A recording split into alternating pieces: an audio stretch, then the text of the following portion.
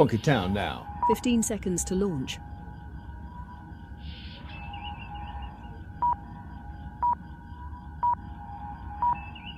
Places, please. 5 seconds.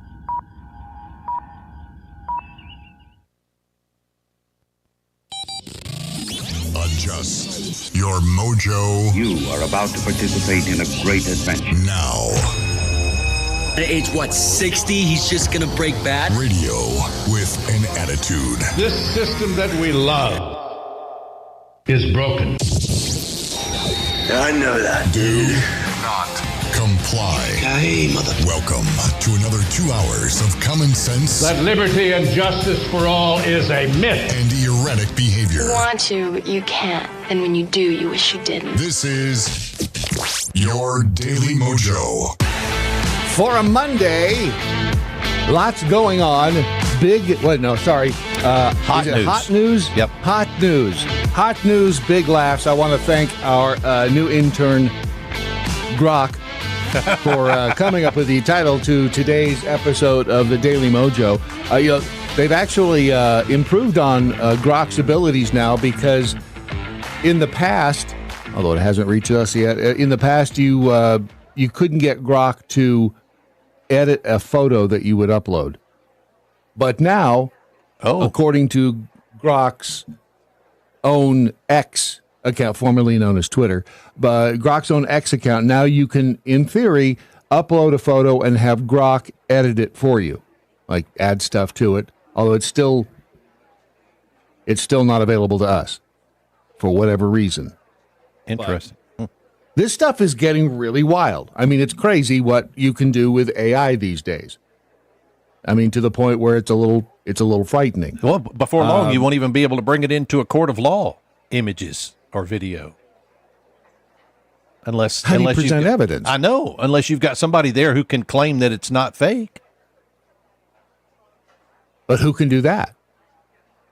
Yeah, good question. I mean, it's just one more reason to not trust the legal industry in this country. Now, I don't know if this is AI generated or not. I don't think it is. But it is not surprising that your girl, Meghan Markle, somehow decided to create blue waffles. Wow. I don't know why. But there is that is an authentic picture of her, and it apparently is. I saw this on the interweb, so you know it has to be true, right? Now, if it, again, don't ever Google blue waffles. And also be on the watch today for a new fungus that it seems every week we are alerted to something new, some new way we could die. There's a new fungus labeled an urgent threat by the CDC. It is spreading rapidly, according to a hospital study. It is a drug-resistant fungus. It's called Candida auris, also called Cialis, not to be confused with Cialis. Oh. It was first identified in the United States in 2016, so 10 years ago. The number of cases have increased every year, jumping substantially in 2023. That was the last year of data available from the CDC. The cases are proliferating in Georgia for some reason. The state's health department told a TV station there the study that was published this week focused on the Jackson Health System in Miami, also found cases of the fungus have rapidly increased. It is an urgent antimicrobial resistance threat because it is resistant to antifungal drugs, making it hard to treat. Once it occurs, if you get infected with a pathogen that is resistant to any treatment, there's no treatment that we can give you that'll help combat it. You're on your own. Good luck in the industry. This, according to Melissa Nolan, the assistant professor of epidemiology and biostatistics at the University of South Carolina. If you have a healthy immune system, you might be able to fight this off on your own, but it mainly spreads in healthcare settings.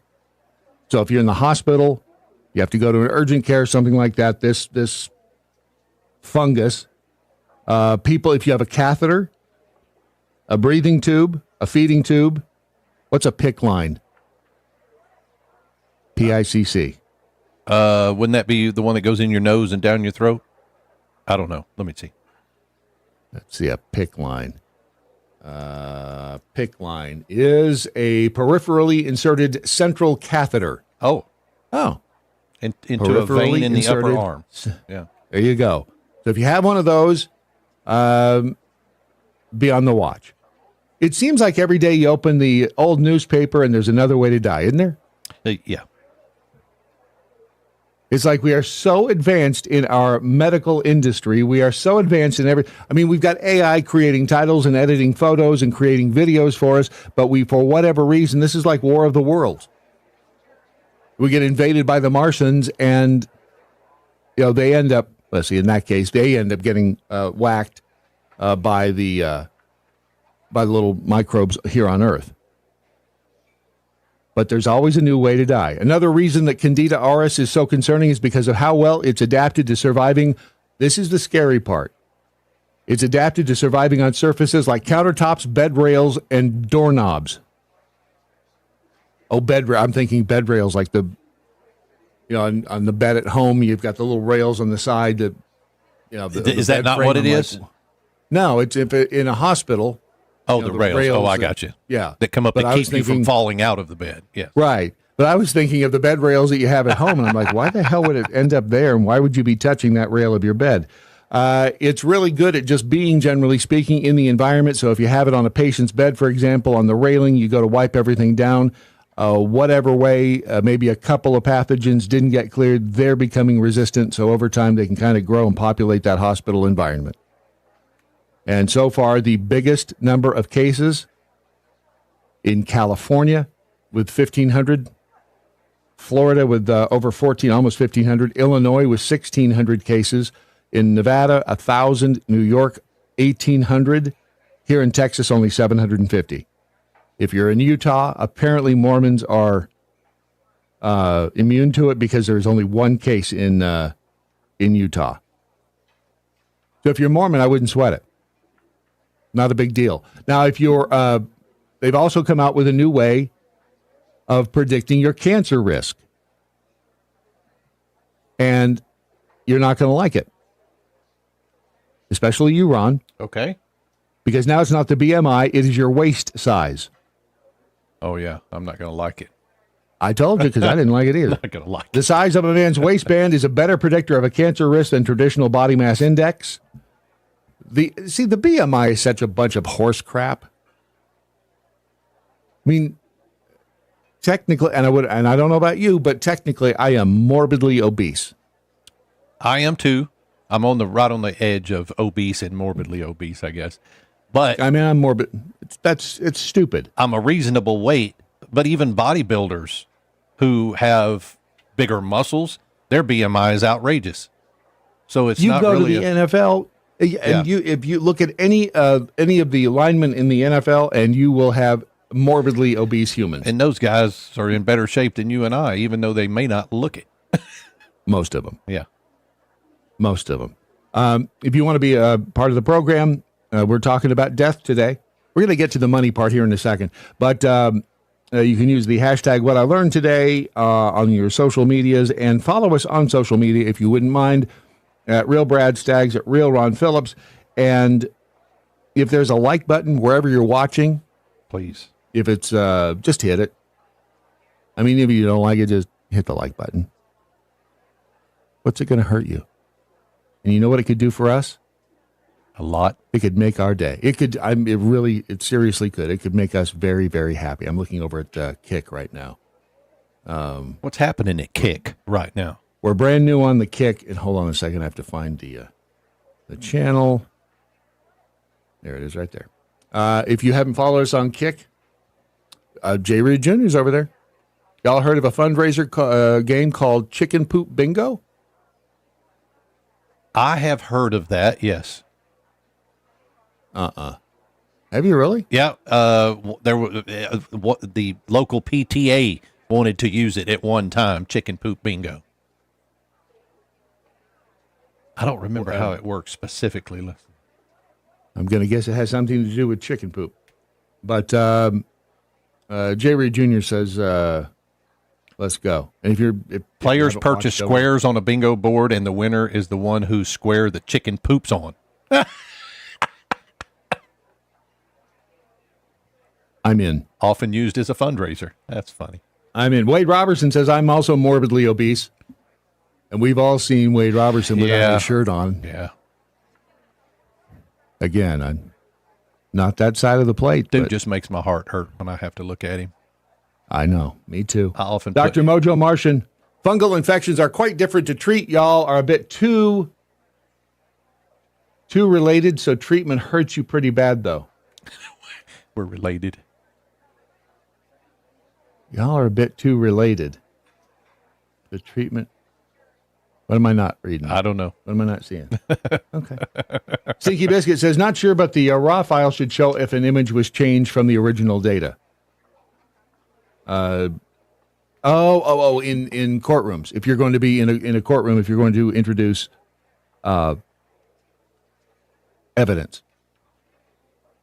But again, remember, it's not what you know, it's what you can prove in a court of law. And I refer you back to the case of O.J. Simpson. How much evidence do we have there? And what happened? Am I right? Yeah, we had a ton of evidence. And exactly. His gloves didn't fit. That's it. Yeah. Right. Again, it's brilliant marketing. If they do not fit, you must acquit. Alan Trotter says there's a grid on the ground so the graze on and poop. I got you. Wombat Mommy says who's related? I don't know. This is a great thing. And Sir Rat Bastard, thank you. Done. Bard liked and shared. Appreciate you.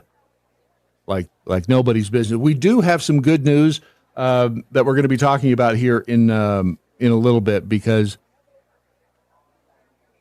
I wore this shirt especially for today, and when you hear what we're going to talk about coming up in the next hour of the program, you're going to like it.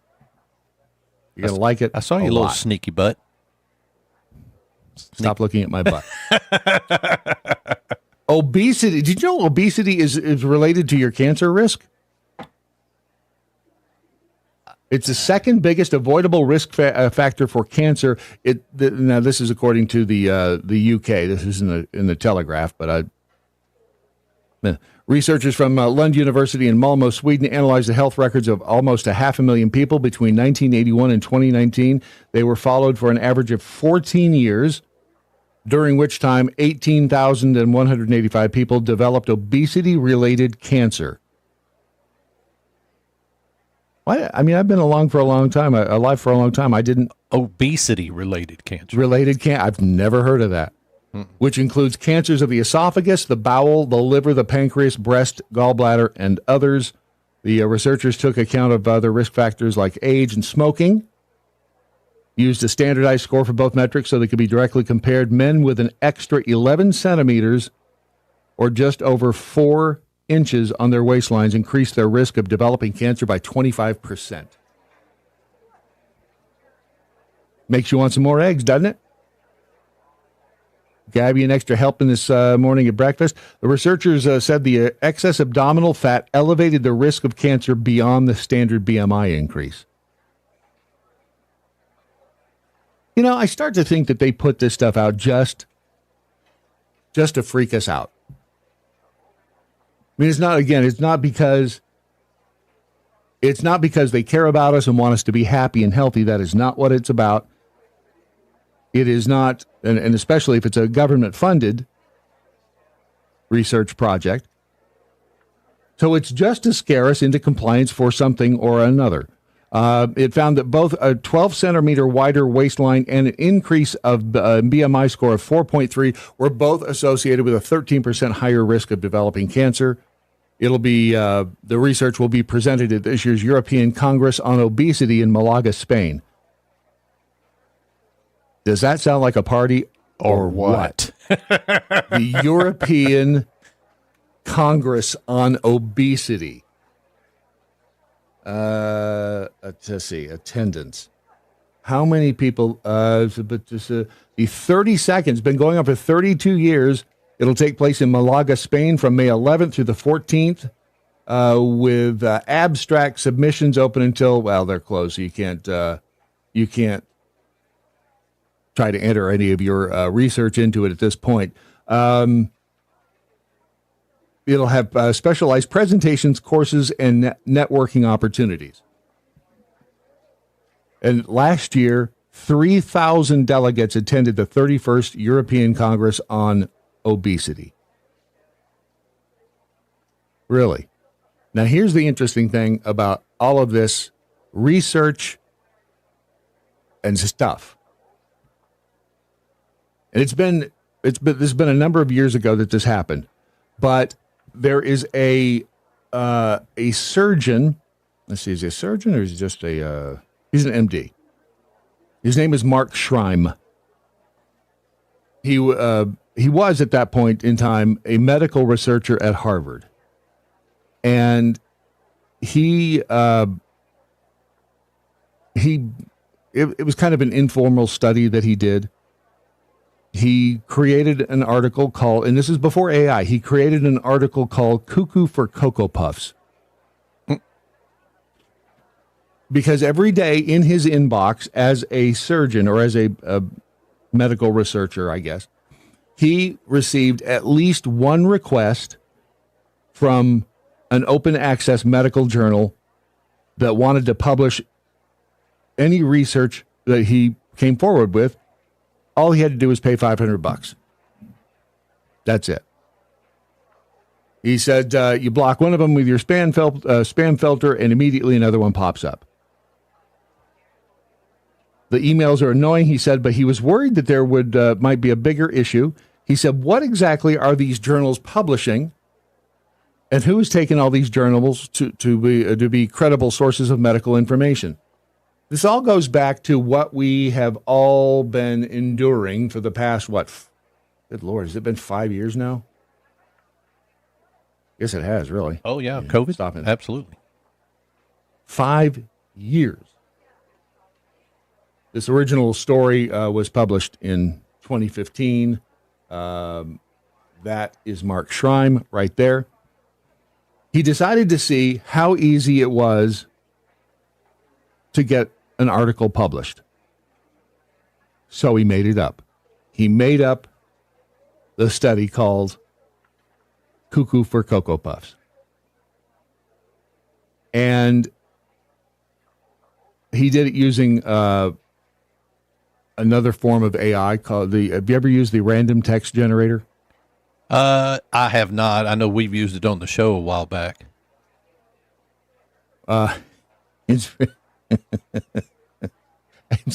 When you start to see it, a lot of people use it when they build websites, when they're testing websites. It used to be lorem ipsum. Now it's all random text. Yeah. Lorem ipsum. Isn't that funny? But he used that website to create his report. And the article, again, titled Cuckoo for Cocoa Puffs. And the authors of the study, of the research, were Pinkerton A. LeBrain and Orson Welles. The subtitle was The Surgical and Neoplastic Role of Cacao Extract in Breakfast Cereals. He submitted it to 37 different medical journals over 2 weeks, and at least 17 of them accepted it. Wow. Now, they didn't publish it until he would pay them the $500. It was referred to as a processing fee. And I don't know whether or not he went through with the publishing of it. He said he had no intentions of paying them the $500, but a number of these journals already typeset it. They gave him reviews. One publication said that his methods are novel and innovative, but when he looked up the physical locations of the publications, he discovered that they were questionable. One being located inside a strip club. I mean, not that that's a bit. Did I freeze or is that you just did? Yep. That's weird. How about now? There you go. Am I better? I wonder why it does that. I know why it does it. It's the medical journal industry, and they don't want this out. So the publications all sounded pretty legit. And if you're not well versed in medical journal jargon. Why would you have any doubt as to whether or not the Global Journal of Pediatric Otorhinology. Hold on, this is actually one I'm going to have to find out how you say it. Pronunciation, because it is. Let's see. Maybe you need a little. Seriously, why can't? Oh, you got an ad, did you? Why? I mean, why can't it just have a little button? A little button that because they know people are going to use it on their radio shows and they want to get their ad in real quick. All right, let's see here. Hold on. This is how you pronounce the OTORHINOLARYNGOL. I got that part. Laryngology. Otorhinolaryngology. Otorhinolaryngology. Right. Otorhinolaryngology. But you pronounce it differently in the UK. Okay. Otorhinolaryngology. See, it sounds much more refined. A little more crisp, actually. It does sound more crisp. It sounds more authentic when you say it in the UK. Otorhinolaryngology. Exactly, if you say it like that. But the bottom line is this, that the International Journal of Pediatric Otorhinolaryngology is actually a real journal. Totally legit. But the Global Journal of Pediatric is fake. How many of us during the course of the Rona ever looked and paid any attention to whether or not any of that stuff was from legit sources? We all just, I mean, people like us who you assume if paid, it's published in a medical journal that it's real, right? If it has medical journal in the title, it's got to be real. How many? I told you about the doctors that I know that were totally gung ho on the research and the jab itself because it had been in medical journals and it was done by the smartest people on the planet. And why wouldn't they? I mean, I think people who are doctors who are very like logical in their thinking, usually. I mean, you don't have a lot of, cartoonists becoming doctors, do you? Maybe that's just me, but you don't have a lot of comedians becoming a doctor. I don't know. I think it's a different side of the brain. What's that guy's name? I think he was a Howie doctor. Mandel? He was a doctor and became a comedian. The guy on the, what's his name? Ken something? Sure. Yeah, I'll get it. No idea. But he may be the one exception. But this doctor, going back to Dr. Shrine, he says, who? Ken Jeong. He loved him in The Hangover. You've seen him. You know who he is, Ken Jeong. Okay. Yeah, but he was a doctor first and then became a comedian. I think he was like a freaking heart doctor or something. Well, there's an exception to every rule. But the thing that this Dr. Schreim discovered was that these journals target doctors and researchers in developing countries for whom the $500 is a lot of money. When you dig into the publications, it's clear the vast majority of authors on their table of contents come from lower income countries. They're preying on people who aren't able to get into the mainstream medical journals because they come from a university that nobody recognizes or they have some other scientific disadvantage. There is a government agency, and this is the way you can overcome these problems, the NatWell. It would if we could trust the government. The National Library of Medicine creates an official list of these approved medical journals called PubMed. And you can, go to PubMed in theory. I would say in the old days, again, this goes back 10 years. Back in the old days, you may have been able to figure out whether or not it was a legit medical journal. These days, beats me. I mean, look at the Lancet. Lancet was supposed to be, the schniz. And then they started publishing a bunch of garbage about the Rona. And a lot of it, Brad, is name recognition because you hear the Lancet all the time. Mm-hmm. You hear, Yep. the quote unquote medical journal. Yep.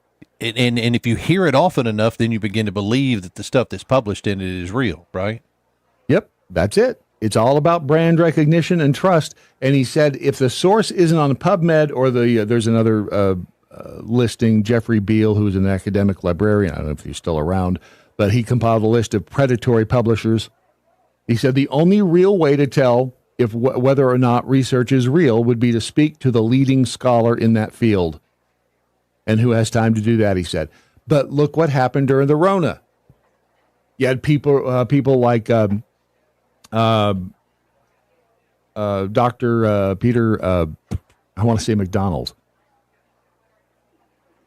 Why have I just blanked on his name? McCullough, thank you. I wasn't if you were talking about Dr. Peter Pry or Dr.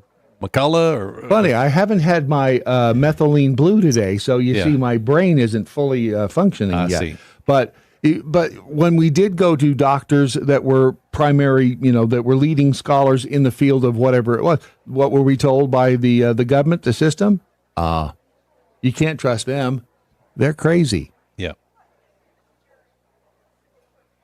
I mean, we live in, again, I don't have to tell you this. We live in some strange ass times. And if you don't really do your research, if you don't really, really look stuff up, if you don't invest some time in finding out whether things are real or not, you could end up like a lot of people out there right now who are scared to death. Yeah. That death is right around the corner. Sir Rat Bastard, who at this time is honest and forthcoming? No one. That's who. Caraboy, the latest Ukraine news. Watch this, not the mainstream media. It's what is happening in this is the Charlie Ward show over on Rumble. I've never seen Charlie Ward. Have you? No. I don't know who he is. Wombat Mommy. They have this weird code over in the Rumble chat room, and it revolves around nipples. And thank you, Wombat Mommy. It was Peter Venkman. You're absolutely right. Peter Venkman. Peter Venkman is a very, very well-respected scholar in the field. No. Ron and I got together yesterday for a brief moment in the lobby of the motel. We were passing each other, and I wanted to show everybody what you gave me because this is just cool. It's incredible. It's beautiful, and there's a lot of irony in this because if I use one of these against one of these, I cannot. I can't hit it. I'm no good. I can. I figured out I can. Yeah. It's a thing. You either get it or you don't. But this is a beautiful example of the awards and the, I guess I don't want to call them products. That's our clay shooting awards. And Mojo Laser Pro. Yeah, I thought I wanted you to have one there so you could put it on the shelf of knickknacks. You gave me your wood. I did give you my wood. You know how much I like having your wood here? I really do. I just think it's... clayshootingawards.com. That's where you can find those awards like that. And, there are around the country, there are a lot of clay shooting tournaments. And a lot of people don't understand that clay shooting sports encompasses several things: trap shooting, skeet shooting, and there's even clay shooting sports, which are kind of like golf. You go to different stations and shoot. But yeah, we finally got our awards up on Etsy, and we're getting the orders coming through now. Oh, you have an Etsy? We do. It's for Timber and Beam Workshop. Etsy.com, Timber and Beam. You told me. Timber and Beam. Yeah, we only have... Is there any... we only have about 3 or 4 of the products up there right now. I don't know. Can you search it that way?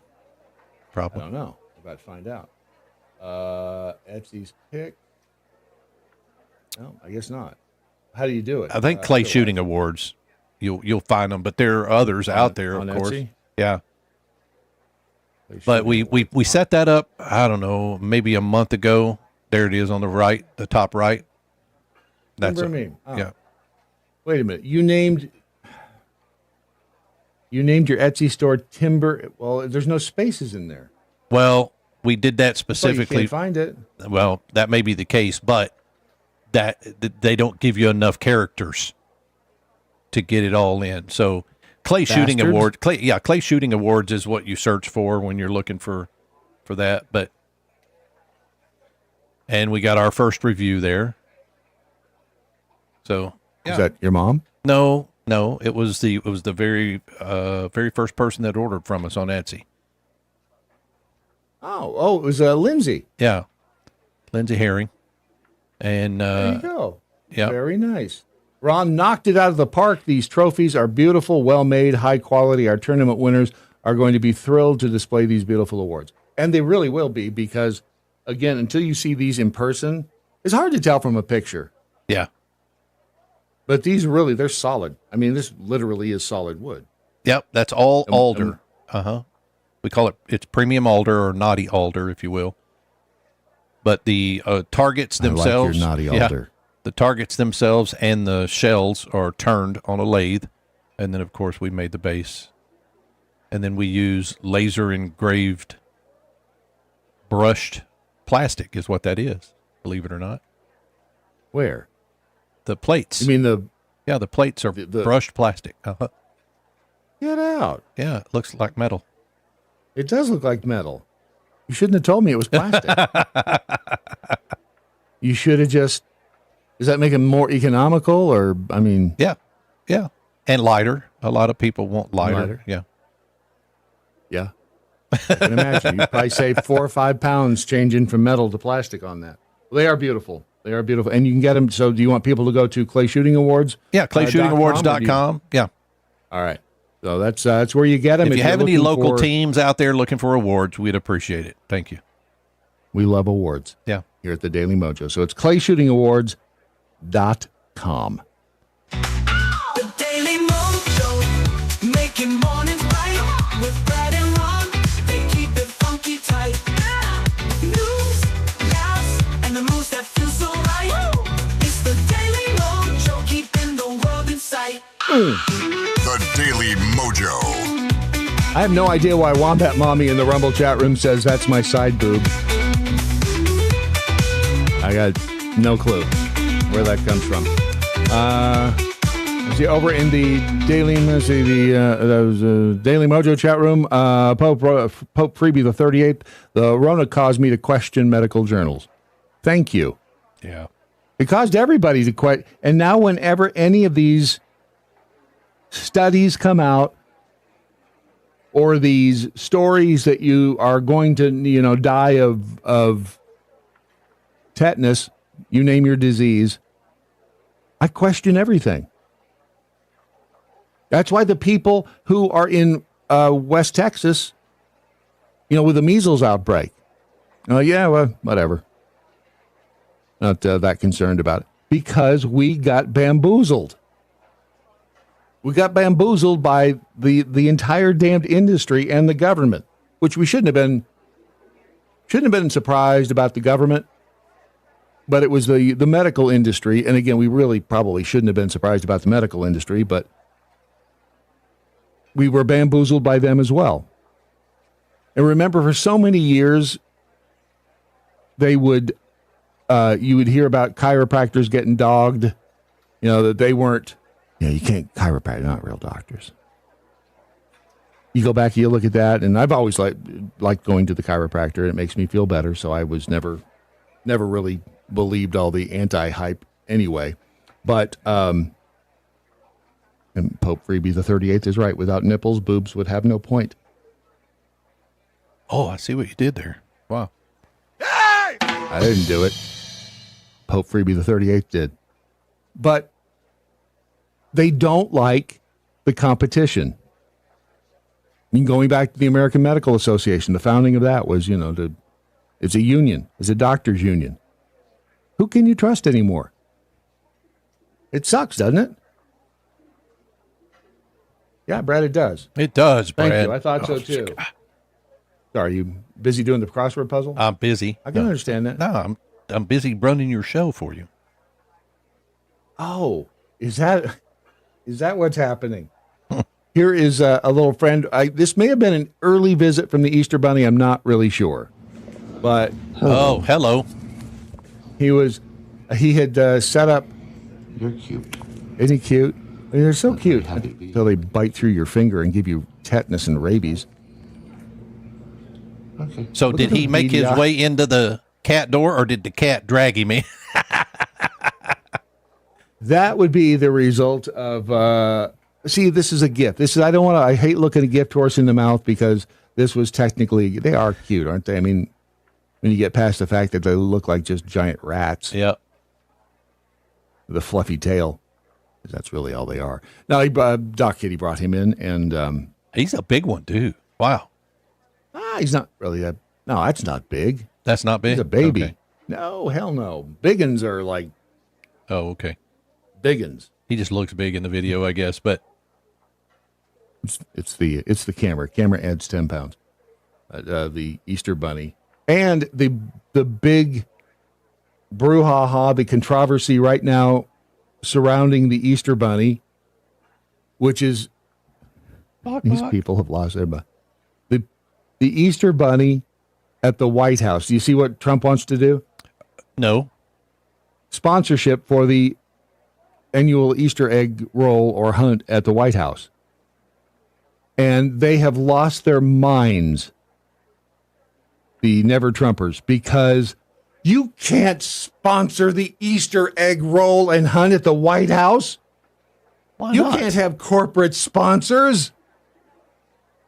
Beats the hell out of me. I don't understand what the big deal is. Over at CNN, it's the not White like House he's going to pocket the damn money.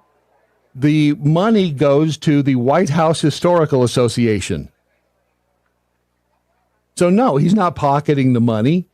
The White House, through an outside event production company by the name of Harbinger, is soliciting corporate sponsors for this year's Easter egg roll, which is prompting major concerns from ethics experts and shock from former White House officials from both parties.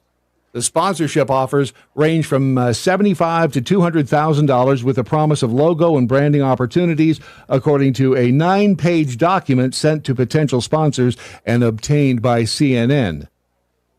Ooh. The egg roll. You want egg roll with that? What was it? You know what I first thought about when you said they were going to do sponsors for that? Idiocracy. I don't know why, but Brondo. I could see Trump in the middle of his speech go, let me tell you a little bit about Brondo.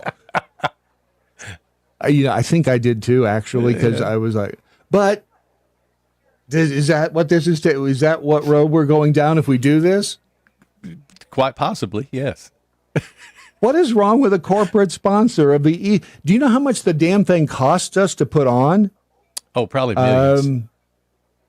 A former official involved in planning the event, which costs hundreds of thousands of dollars in recent years.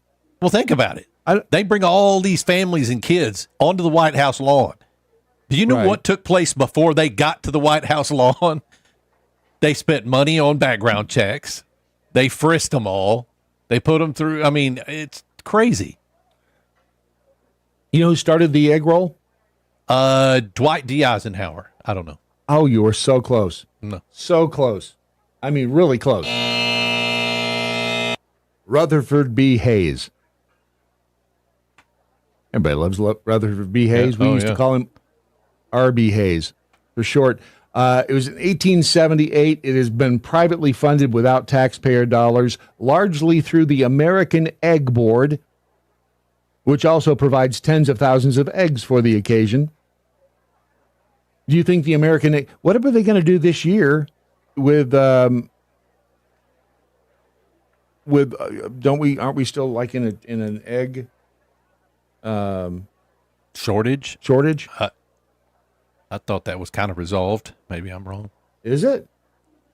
Is there still Prices an have egg come shortage? down. Is there- There's probably an egg shortage, but I think prices have come down a little bit. Yeah, egg shortage and high prices persist due to the ongoing impact of bird flu.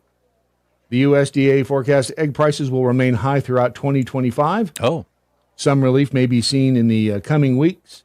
And here's the reason I'm not on top of the egg thing right now. I've not been eating eggs now it's been a while. For a long time I was having eggs and it was a really good breakfast, full of protein. But then I have this habit of going into I get stuck in, I wouldn't call it a rut. I just do the same thing over and over. that's me. I do it too. Because it's easier. And yeah, it is. You don't have it's to a think, routine. especially Yep. getting, Yep. yeah. At 4 a.m, you don't want to have to think. You just want to go to a freezer, get boxed. And I've been doing the oatmeal thing. And so I think the last time I had eggs was probably 3 months ago, around Christmas. And how long do eggs stay good in the fridge? A good long while. Oh, good. Yeah. Because I was thinking I should sell these eggs on eBay, but there's still I think they last longer outside the fridge, but that's just me. They do? Yeah, you can leave That them doesn't sitting make on any you. damn sense. Yeah. Huh, okay. Wholesale egg prices are falling, according to NPR. Okay, which means egg prices are going up. Damn it. Canada has plenty of eggs. So we can always borrow from our neighbors to the north, right? Yeah. Or we could borrow from Phil Bell, who is here with his morning update for Monday. This is Phil Bell on the Daily MoJo with your morning update. Over the weekend, I took a trip to Philadelphia with one of my closest friends. And while we were driving there, she told me that she's not watching Fox News as much as she used to. She loves the channel, she loves the content, but there was one thing that was bothering her. And it was the fact that we in the conservative movement are spending too much time focusing on liberal Democrats. She said she understands why they're so crazy. She understands why she didn't vote for them. She gets it and doesn't want to go over to their side. But she wants to hear more from us about what we're doing. She wants to hear more things like why the Postal Service and Amtrak should be privatized. She wants to hear more about the good things that President Trump and the rest of the conservative movement are doing and less lampooning the Democrats. And she's got a great point. See, since we are in power and we have the opportunity to shape America for more than a generation, we've got to spend this opportunity going out to educate our fellow Americans about why our ideas are good and why they should continue to follow us. Like it or not, what Democrats did for so long was they utilized the media and entertainment in order to spread their message. And they did a very good job of it. So good a job that they almost entirely wrecked the country. So we have got to do the same thing. And the advantage we have are programs like the Daily MoJo and the fact that we have become so closely connected over the years that it is easy to find others who agree with us and can also help us spread the message. So take today and think about several of the things that you like that President Trump and conservatives have been doing over the years and take that information and share it with some other people. That's the best part of the Daily MoJo, and I hope you will use our programming for that purpose. Leave a comment under the show. Let us know what you're doing to spread the message, and download the Daily MoJo smartphone app, plus enable those notifications. That way you'll be up to date on the latest craziness and good stuff coming out of Washington, D.C., and you'll know how to share it with others. We'll see you down the line, and thanks for choosing the Daily MoJo. Phil Bell's morning update is only on the Daily MoJo.com. Where political correctness comes to die. The Daily MoJo. Hope Freebie the 38th in the Daily MoJo chat room says, I got organic jumbo eggs for $8 last week. The real eggs taste like eggs. I don't like the other kind. They don't taste right. Huh. What other kind of eggs are there? The non-organic eggs? I don't know what would make an egg non-organic anyways. They all came out of chicken's butt. See, the clock tower drunk in the on the X. Donald Trump is the first president in over 100 years with no dog in the White House, but he's making the Democrat Party his bitch.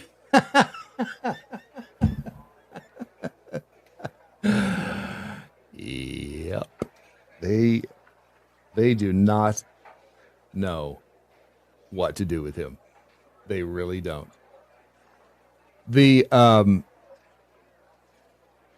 whole thing with Bernie Sanders, if you saw him get into his meltdown on that was ABC. Yeah. And I think there's something going on. I mean, you can quote me on that. So between Bernie Sanders and AOC and Chuck Schumer, there's something happening. And part of what I think that is, and we can start with, we'll start with Chuck Schumer. Because Chuck Schumer was on Meet the Press with Kristen Welker and had this to say over the weekend. Do you agree, is the United States in a constitutional crisis? Yes, I do, Kristen, and democracy is at risk.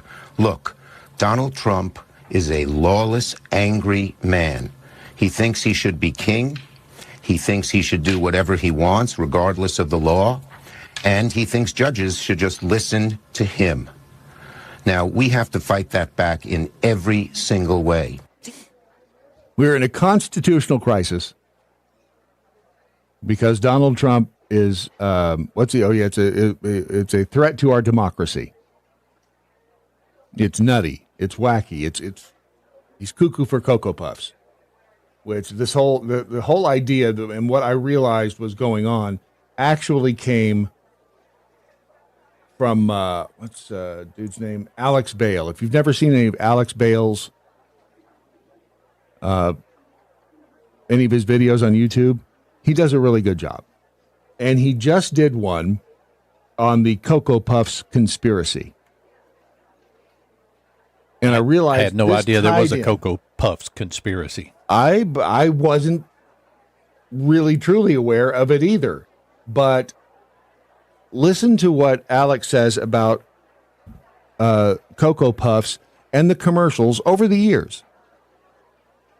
Because they've been slowly indoctrinating us, and it's it's almost insidious the way what they've done here. This commercial takes place inside of the Byrd military headquarters, where Sonny, as a Cocoa Puffs expert, discusses the dangers of this new type of Cocoa Puffs that's exploding in people's homes. I'm warning you, it's more chocolatey. What do you mean more chocolatey? Yeah. It's your chocolatey Cocoa Puffs. Okay. Even more chocolatey than that. Ah! And the military birds look terrified of this and are treating it like a major threat. Ah! Extra chocolatey puffs. Who wants to run more chocolatey? Just how chocolatey is it? And what happens next is... I can't even describe it to you. You just have to kind of see it for yourself. Even more chocolatey than that. Ah! Just how chocolatey is it? Extra chocolate. Sonny reveals he secretly brought a box of the explosive Cocoa Puffs into the meeting with him, essentially a bomb that he launches at the military, basically committing Cocoa Puffs domestic terrorism and flooding the entire room with chocolate. Okay. What the hell? I think these are the Democrats. I really do, because first of all, and it's weird how much real life that Cocoa Puffs commercial followed. You notice the exploding houses? Yeah. I rest my case with that one. He brings in the and let's not forget that throughout the years with what the hell's the bird's name? Sonny. You know, he's an addict. I mean, he's trying to stay away from Cocoa Puffs. And what happens? Everybody around him is like pushing Cocoa Puffs on him. He's like, no, I got to stay away from it. I go crazy. Whenever I have this drug, I go nuts. I go wacko. And everybody, no, have some Cocoa Puffs. And then, of course, what happens when he has them? He destroys everything. Kind of like the Democrats with their power. They get the power, they end up destroying everything. And that's what we're seeing right now when you think about Sonny being Bernie Sanders. And Sonny really kind of needs a sidekick. He doesn't have a sidekick in the commercials like Yogi Bear had what the hell was the little bear's name? Yogi and Boo Boo. Yeah. Sonny never had a smaller Boo Boo with him. But if you think about in terms of what's happening right now in the Democrat Party as being cuckoo for Cocoa Puffs, you got Bernie Sanders, who is the anteater. He's a cartoon character in and of himself. And you have AOC, who is Bernie Sanders' little Boo Boo. Right? She's crazy. That's what he calls her, Boo Boo. I'll bet he does too.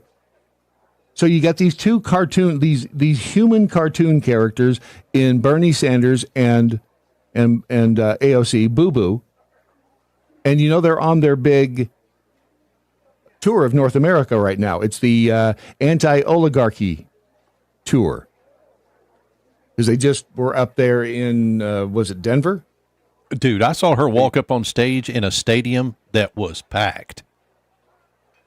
Well, it's funny you should mention that.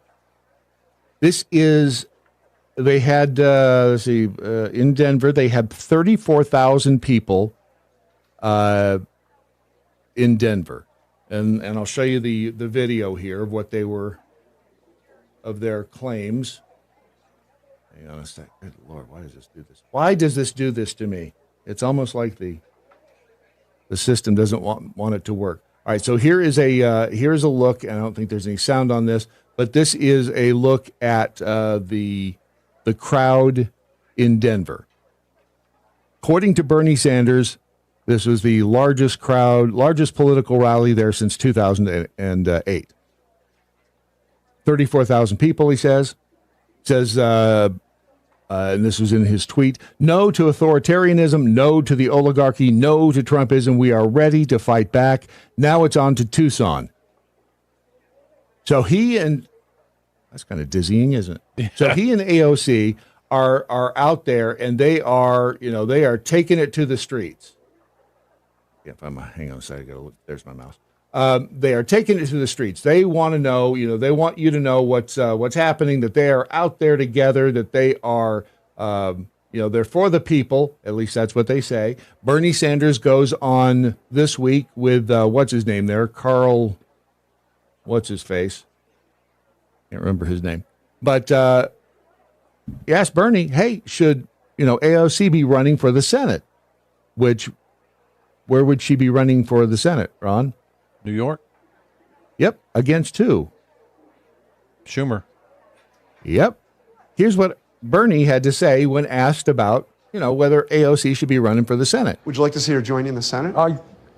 Right now, we have, as I said, just a whole lot of people in the Congress. Okay, Jonathan, thanks. Wait, I got one more. This is important. No, I asked you. Okay. You want to do nonsense, do nonsense. No.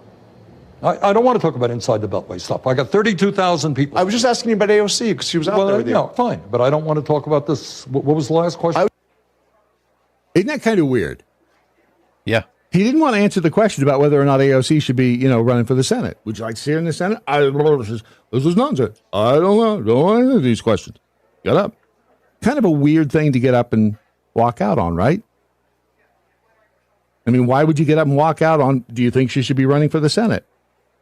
Unless, of course, you're trying not to piss off Chuck Schumer. Exactly. That's exactly why it is. This is much like Sonny.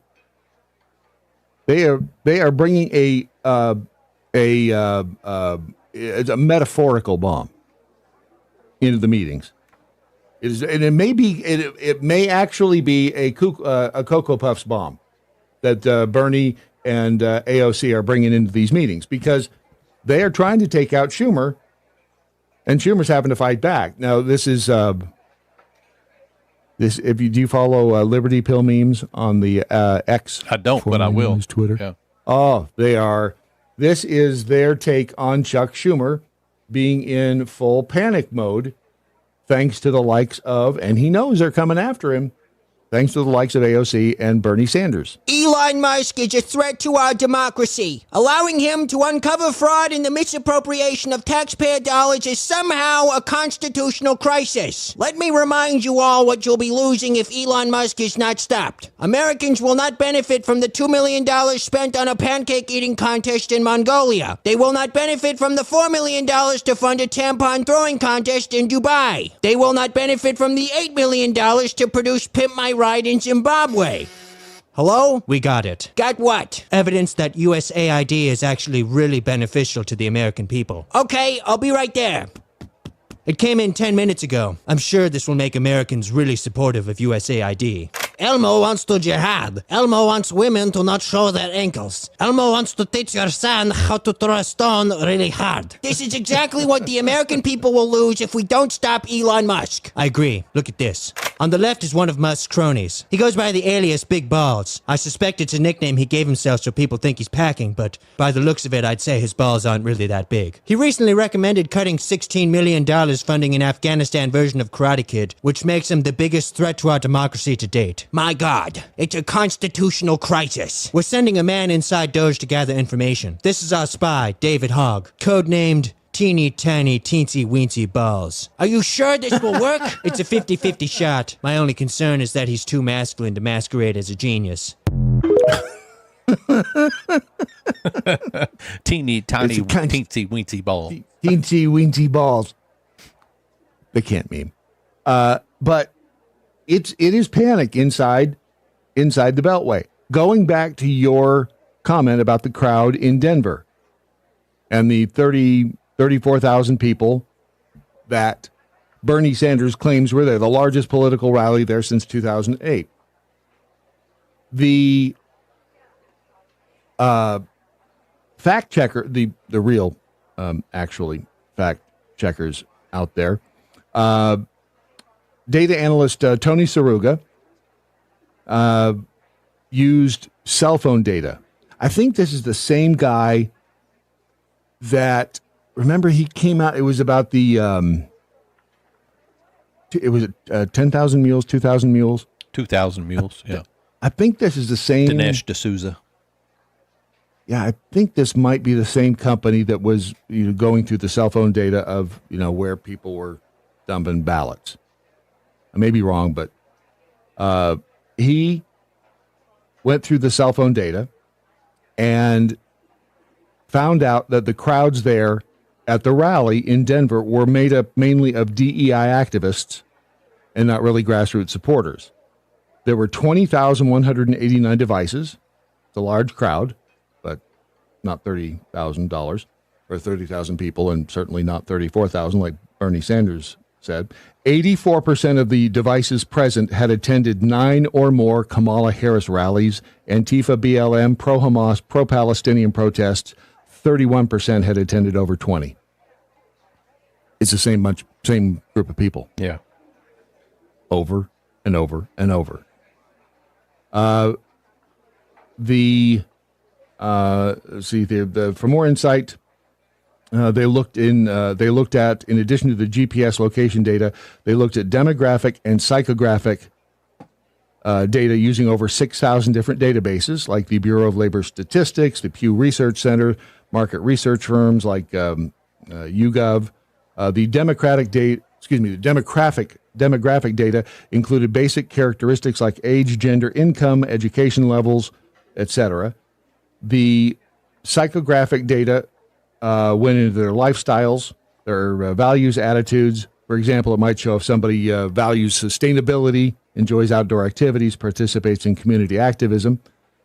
And 90% of those in the above 84%, going back to the 84% of the devices that attended 9 or more Kamala Harris rallies, 90% of those were likely working with one of these 5 groups.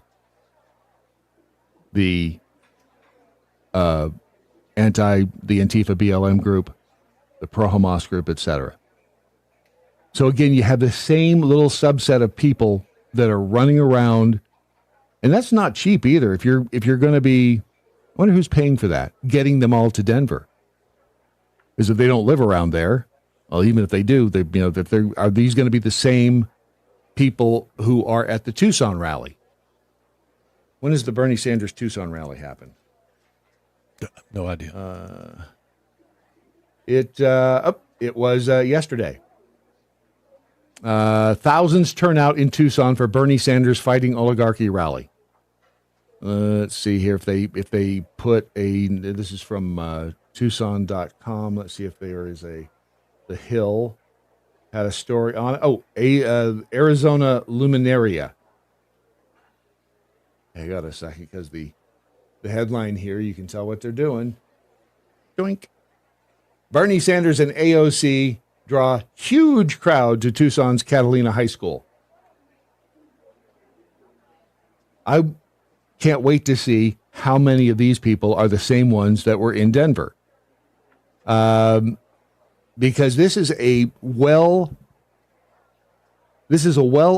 insider coup to take out Chuck U. Schumer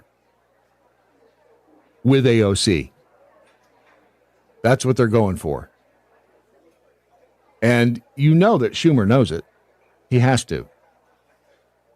So they're not nearly, I mean, usually the Democrats are like in lockstep. They're tight together. They don't wander very far up the reservation. Unless you vote with the Republicans. Yeah. And Schumer voted to pass that the budget. Yeah. The continuing resolution. Let's see if they have anything on. Let's see, nothing in. They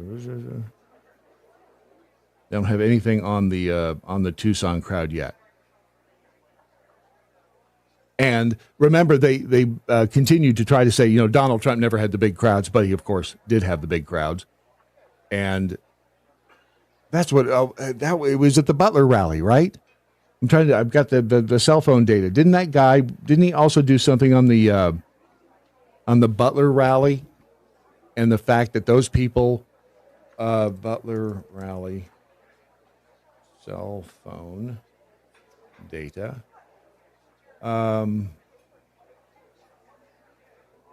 There's something in there. There's Trump rally attendees pointing. No, that's just about the shooting. It seems to me there was something about the variety of people who were at the Butler rally. Like they had never attended a rally before. I mean, it was something that was, I may be conflating that with something else, but there was something to the effect of these are not, like professional rally goers. These are all people who are out there organically. But they probably buried all of those stories. See if I can find that. That just that tickled my spidey sense there for just a second. Rumble chat room. They come from the land of misfit toys. Yes, they do. Missy13 says, I'm getting so sick of these morons. The fight is not over. Remember, Maxine Waters, Ron's favorite girl, has called for a civil war. Now, and she's not the only one. There have been others. Yeah, I agree. According to, is it Liberty Pill Meme, same group. Another fabulous tweet. These will be your Civil War opponents. Good Lord. Don't underestimate the one on the far left.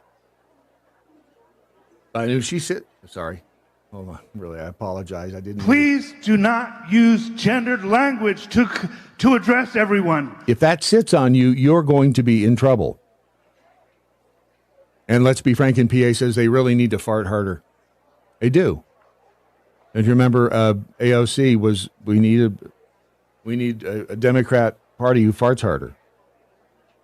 I bet she's pissed she said that, because when you're in that position, as soon as something stupid comes out of your mouth, which is 9 times out of 10, that's going to be used. Oh, yeah. In sound bites, coast to coast. DMXDM, Sonny is an addict because the secret ingredient in Cocoa Puffs is cocaine. I knew it. I knew there had to be a reason. And wouldn't you know that it's someone like DM telling us all about that? I mean, DM is the seller of another very addictive product known as coffee. Mm-hmm. Very good coffee. But can you imagine if we tried to take away coffee from America? What would happen? What would happen if you, I mean, think about this. We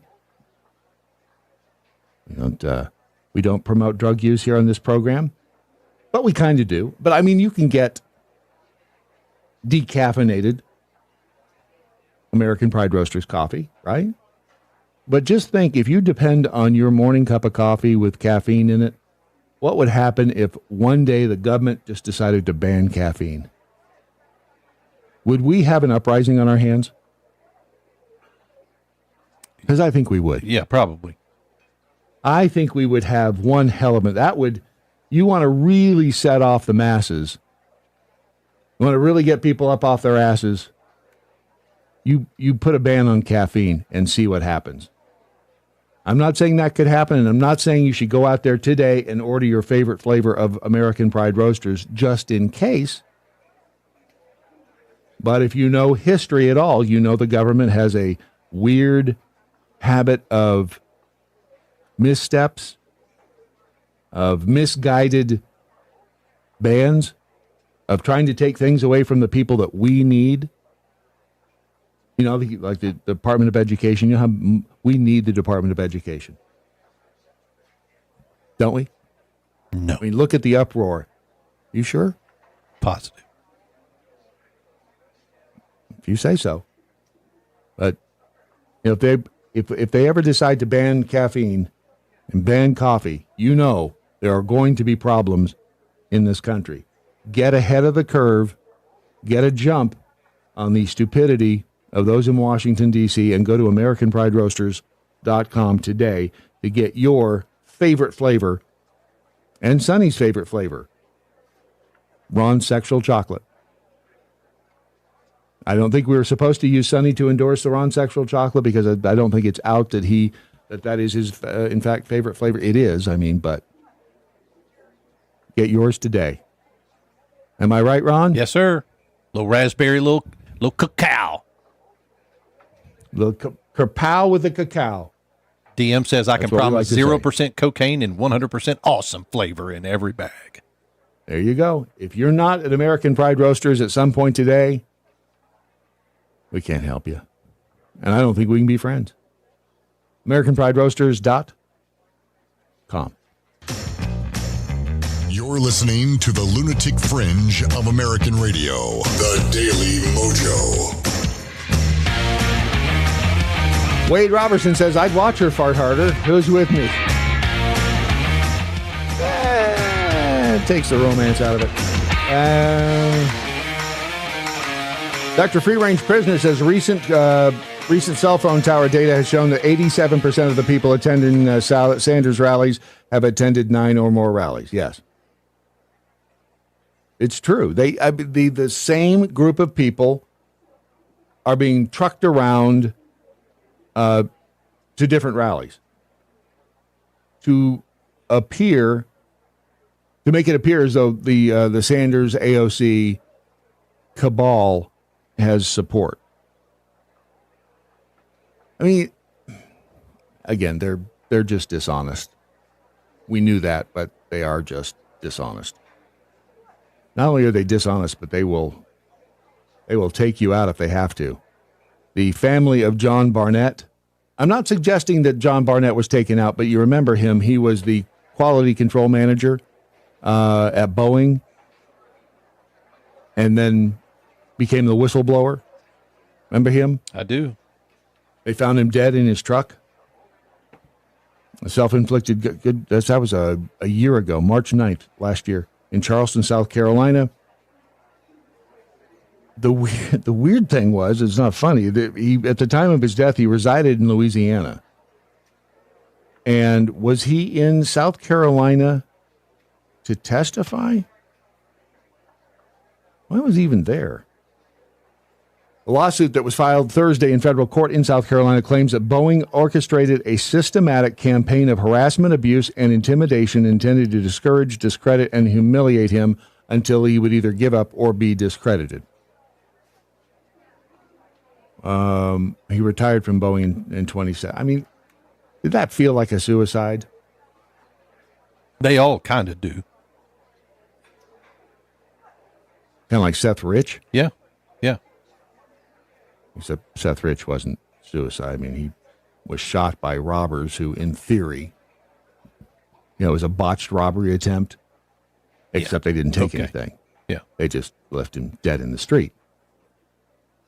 And he was about to flip, not flip sides, but I think he was about to flip on Hillary Clinton. Yeah. Was he Well, going to go to Clinton work Foundation, for her wasn't competition? it? Something like that. I don't remember. And that's the problem, is the details in this stuff get fuzzy. And then you forget all of the examples of how they are evil human beings in Washington. They will take you down. So anytime you see one of any story about somebody like the CIA agent who was found dead, did you see her? No, not the CIA agent, the attorney, the U.S. attorney. Oh yeah, U.S. attorney Jessica Aber. Yeah, 43 years old, found dead in her house Saturday morning, and she had been investigating. Let's see, CIA. She'd been charged some of the biggest cases targeting CIA leaks and Russian nationals carrying out fraud in America. Here's the weird thing, though. She was appointed by Biden. She resigned the day that Trump was inaugurated. When she resigned, she was thanking Biden and Merrick Garland and all the rest of them. So, I mean, doesn't that seem like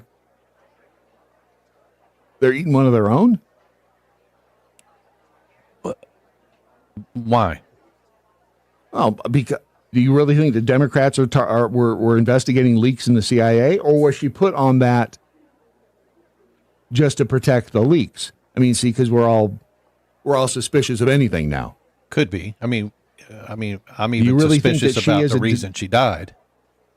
But according to friends who have come forward, she had, let's see, a long-standing illness. Thank you. Yeah. Suddenly we find that out. But it just, again, everything that we see now, every time you see somebody like this assume room temperature, you start thinking, oh, there's a conspiracy here. Yeah. She, just before her resignation in January, the Biden-nominated attorney saw one of her biggest wins in court when ex-CIA analyst Asif Rahman pleaded guilty to leaking top-secret documents about Israel's plan to strike Iran last year. And you're like, wait a second, this... Again, it's almost like the machine. I mean, you tend to, as soon as I saw she was appointed by Biden, the natural inclination is to go, oh, she's part of the problem. Because that's just the way I think we're wired at this point. Oh, was this person appointed with a judge or an attorney? Were they appointed by Biden? Yep, one of the bad guys. I don't know if she was or not. And it's sad that that she died. She was only 43. She had gone after Rahman. She said his actions were a violation of his oath, his responsibility, and the law. She said the leak placed lives at risk, undermined U.S. foreign relations, compromised our ability to collect vital intelligence in the future. She also led the case against Ellaview International Incorporated, a Virginia-based company whose two senior executives were accused of running 3 different schemes to illegally transship sensitive American technology to Russia.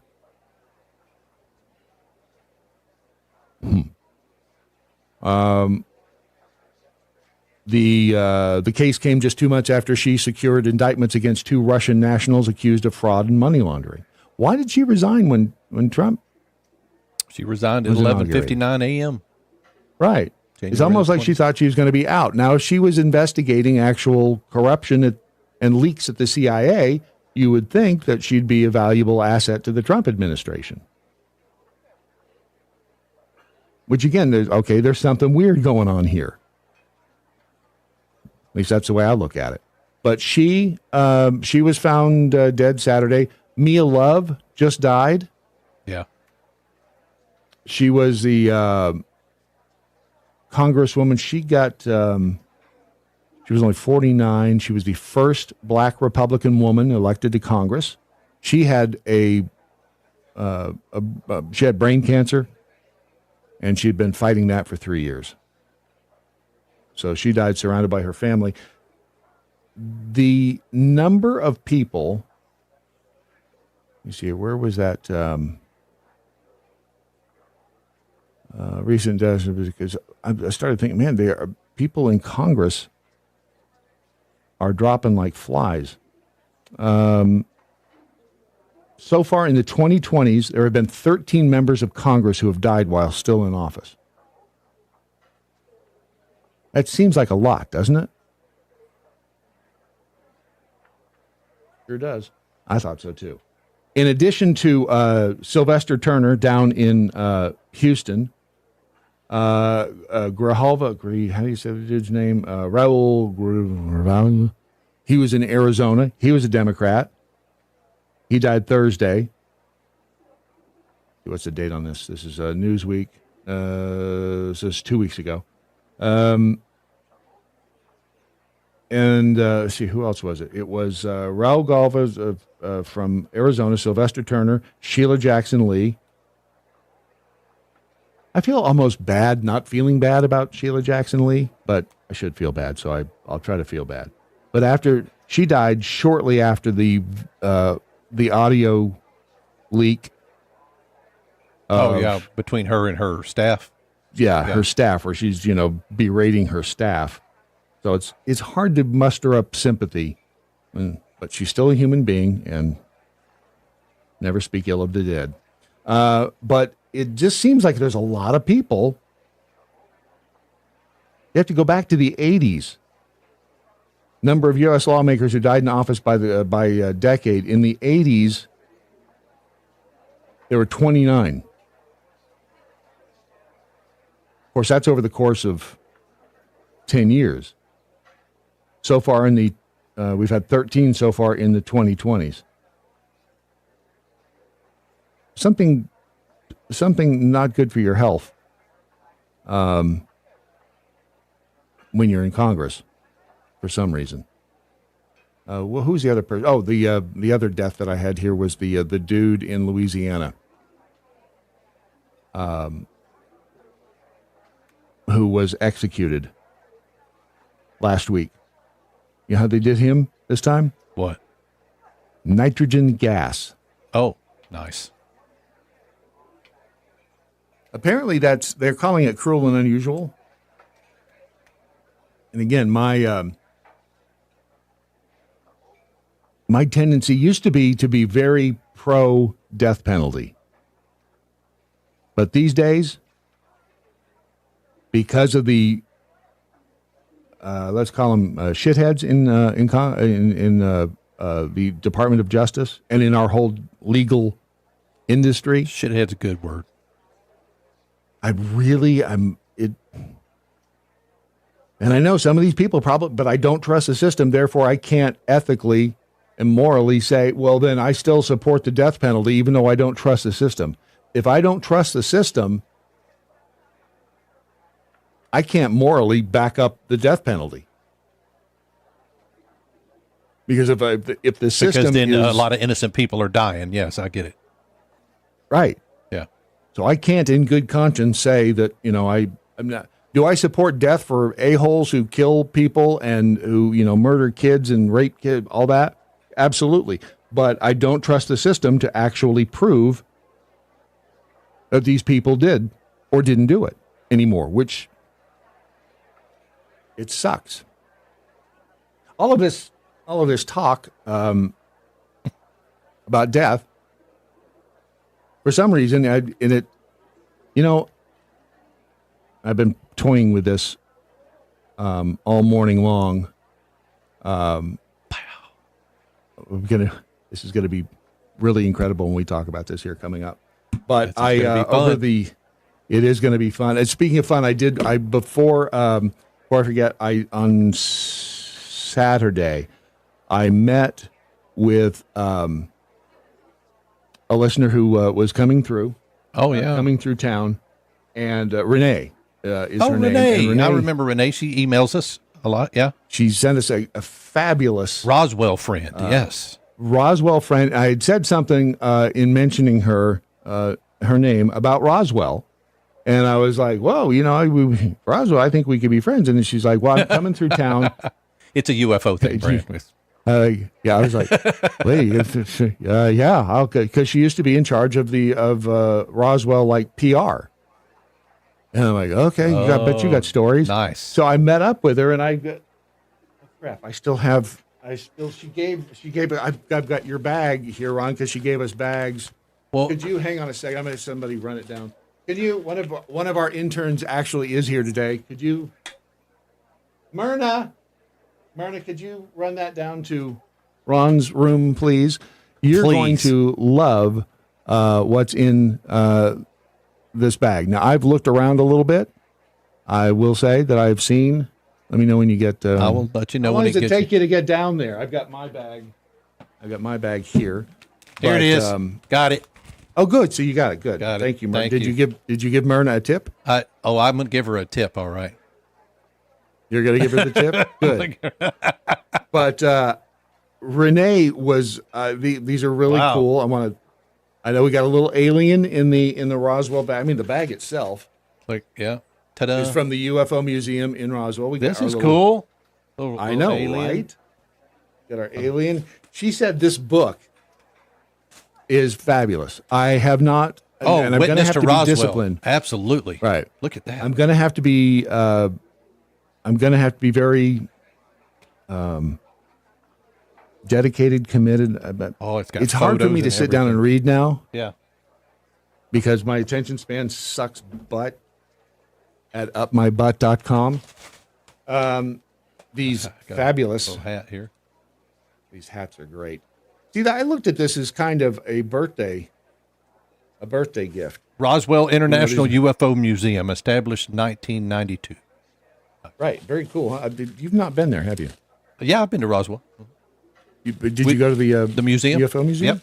Yep, sure did. We did a what is that? Oh, hang on, I'm looking for mine. There it is. It's the It's a little notebook. I look. With a I pen? need to write stuff down more. Look at that. That's cool. Thank you for this. Let's see what else we got in here. There's a mug. I see a mug. What is this mug? A chapstick, a bottle opener. Man, it's like, oh, dude, look. I have his mate. You do have his mate. Where his mate is sitting over there. Can you see? I have his mate right here. You do have his mate. That's going to be that right there is going to be an awkward mating. Can you grab that shot right there? That shot back there. Let's see. Is it this one? Yeah. No, the other one. This one. That one. Yeah. You see his mate sitting back there behind the white cord? Oh, yeah. Well, no, I can't see him. He's sitting. You can't see him? I can see him. If I look I'm going to point to him, right? Hold on. You ready? Right there. Okay.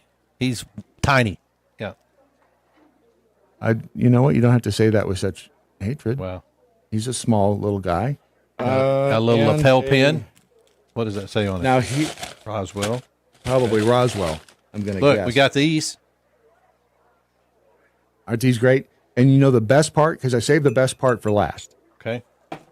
The best part is that she said, hey, do you guys think you'd like to, broadcast from Roswell during UFO days? Oh, or whatever snap. they're called. Did you immediately say yes? I said, no, I don't think we can do that because I don't think Ron wants to travel all the way to Roswell. But you mean you do it? In a heartbeat. Are you kidding me? Well, she said, and again, I don't believe anything until I'm actually doing it, but I could use the chapstick right now, actually, that she would maybe hopefully get that process going. I'm in. Yeah, let's do it. It might be. I will bring my official alien ID card. That'll get us some perks, I think. I think it will. But we might. I mean, it could happen that we will be broadcasting from Roswell. Might. I don't know if that is actually going to happen. Dude, that would be so nice cool. if it does. Oh, man. But I would be very, very happy if it did. If she can get us an interview with an alien, that'd be great, too. It really kind of would be, wouldn't it? Could happen. So thank you, Renee, for that, for all of the swag from Roswell. Yes, hopefully, thanks, Renee. That will be something we can work on between now and I think Alien Days in Roswell is like July, but I'm not sure. I'm in. Let's do it. Road trip. And we can drive down there. Road trip. Oh, yeah, that's the only way to do it. I'm totally me and you in a vehicle together for like 12 hours? Come on, dude. No, we're driving separately. No, we're not driving separately. This is going to be fun. I spy with my eyes something that begins. Oh, no. I may have to whack you with one of these. We'll talk about this coming up next here on the Daily Mojo. The Daily Mojo.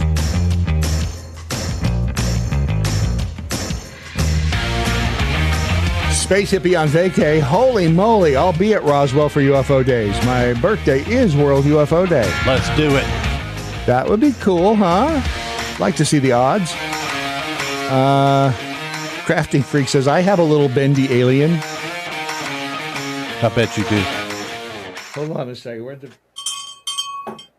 I was just moving the bell, that's all. Bugs' mom, Missy, they really are confused. First, we have to buy electric. Now they go after electric vehicles. Yeah, that's the truth. And it was a Cougar Jackhole Diva the Fourth, or whatever, who, let me see if I can find it here, posted a picture of a Tesla that had a bumper sticker on the back of it.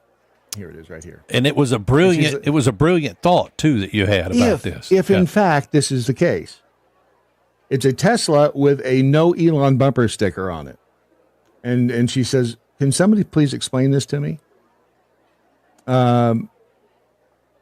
This could very well be an insurance policy against getting your Tesla whacked.